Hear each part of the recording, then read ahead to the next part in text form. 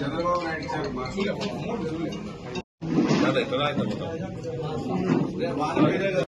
Sir ఉండవు కదరా. ఉస్సరి నారాయణమ్మ తీసుకున్నారు. ఒక నిమిషం ఉన్నాడు.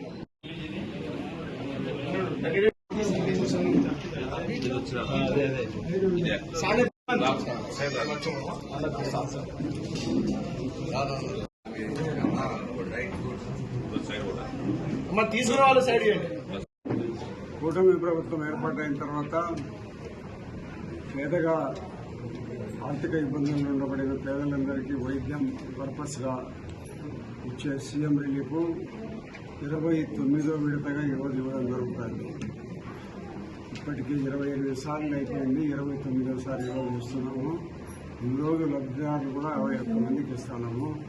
మొత్తం 55,36,550 రూపాయలు ఈరోజు అందరికీ సీఎం రిలీఫ్ ఆసుపత్రుల్లో చికిత్స పొందుకొని ఆర్థికంగా ఇబ్బంది పడే ప్రతి ఒక్కరికి కూడా సీఎం రిలీఫ్ ఇవ్వడం జరుగుతుంది.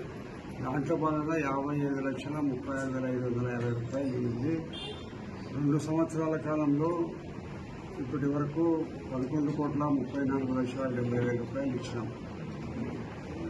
ఇప్పటి వరకు 11,34,00,000 ఇచ్చినాం. మరి మన పొద్దుటూరు రాష్ట్రంలోని పొద్దుటూరు నియోజకవర్గము ఈ సీఎం రిలీఫ్ ఇప్పించిన దాంట్లో 2-3 స్థానాలు ఉంటున్నాం.